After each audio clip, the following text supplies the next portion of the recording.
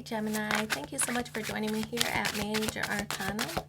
I've already pre-shuffled the cards so that we can get started right away. This will be a love reading for the upcoming week.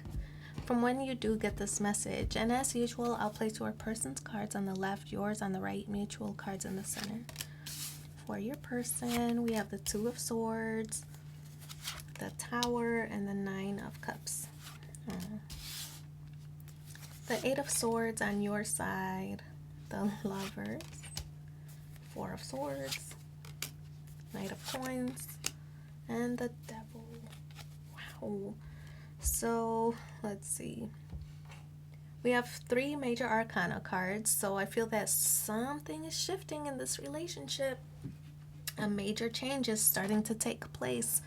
So with the Two of Swords, your person is making a decision. But I feel that whatever the decision is that they're making, you're not totally involved in the decision. See how the Moon card is present on this image? To me, it's like they're not really telling you everything that's going on with them.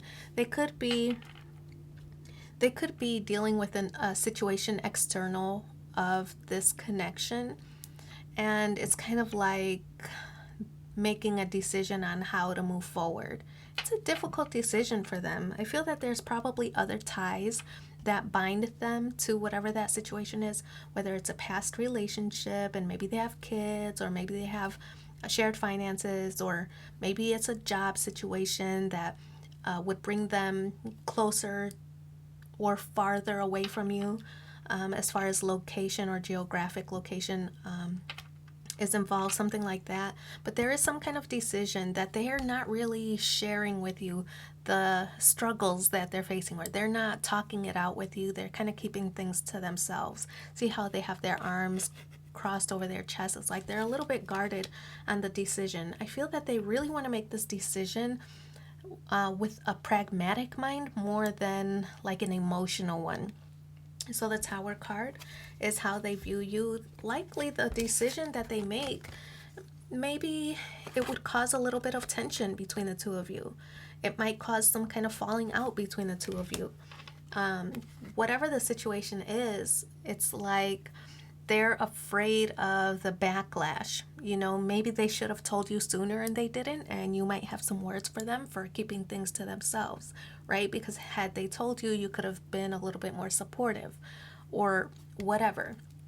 But the Tower card does represent some kind of falling out between the two of you, but once that gets settled, this offers an opportunity to rebuild this structure with a better, stronger foundation, right? So I feel that this, whatever the decision is, it might be hurtful to hear, maybe that they did keep something from you. It might be hurtful to hear at first, but it does offer an opportunity to grow or an opportunity to create, right? We see that the lightning striking back here in the background, that kind of means a sudden destruction, but from destruction is the ability to create a new environment, right? Kind of like the Big Bang Theory. Something new is about to be created because of this choice.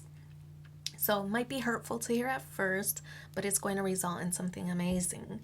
So the Nine of Cups, wish fulfillment.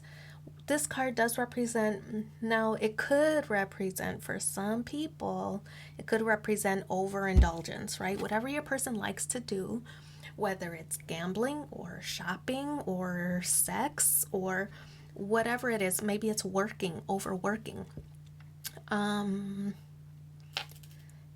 Your person maybe likes to overdo it. Whatever they like to do, they are overdoing it, right? So the Nine of Cups, that could be overindulgence for some people. For others, it means wish fulfillment.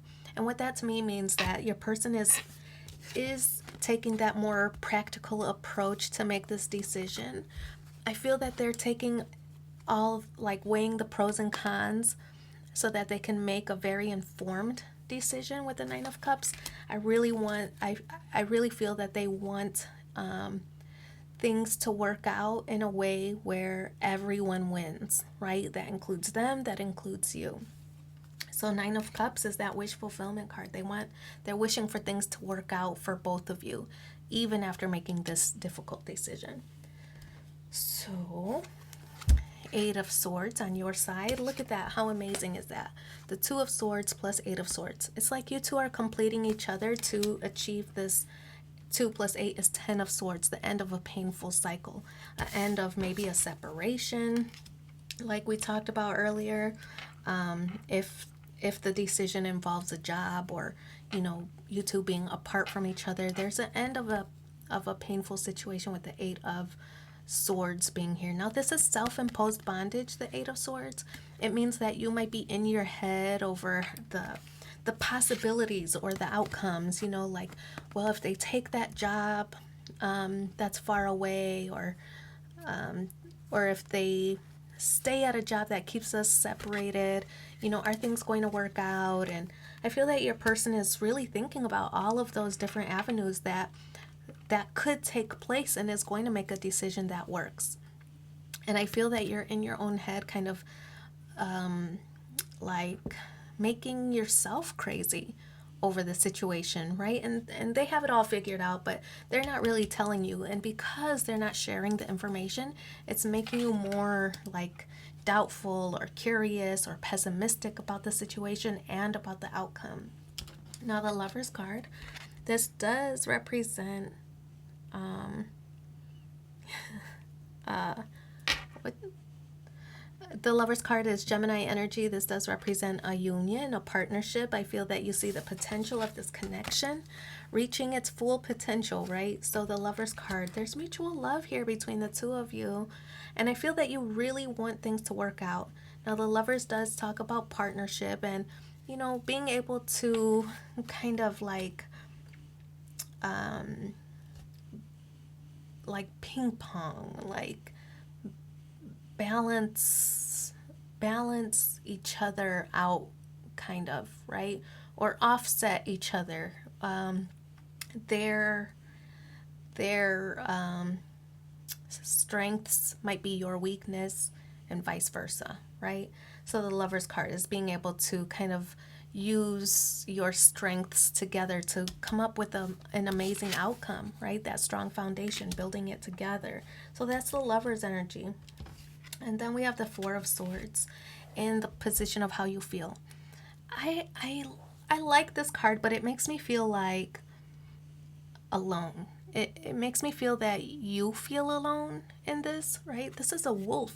Wolf travels in packs. So I get the impression you're feeling hurt. You feel alone. You feel a little bit left out because they're making this decision without you. If they think they're trying to make the best decision, right? And you feel you have something to offer. Whatever the decision is, you have something to offer. You have something to contribute. But because they're keeping it to themselves, I get the impression you're feeling alone in this connection. You just want to be part of the decision-making process. Even if they don't listen to what you say, you at least want to feel heard, right? Because this decision involves you. So Four of Swords, you feel alone. Knight of Coins is in the challenge position. The Knight of Coins does represent a very diligent energy. I feel that this card represents not giving up. But I do sense that sometimes when you do feel alone and you do feel stuck and you feel like this person isn't offering you the opportunity to contribute, that sometimes the Knight of Coins is like, yeah, I want to be diligent and I want to give this relationship everything I can, but I can't be the only one working toward that goal, right? So the Knight of Coins, it's in the challenge position. You want this person to invest, but it has to be like a team effort. They can't make your life decisions by themselves, or they can't make decisions that impact you by themselves. So then we have the Devil card, which together with the Nine of Cups, and we talked about earlier that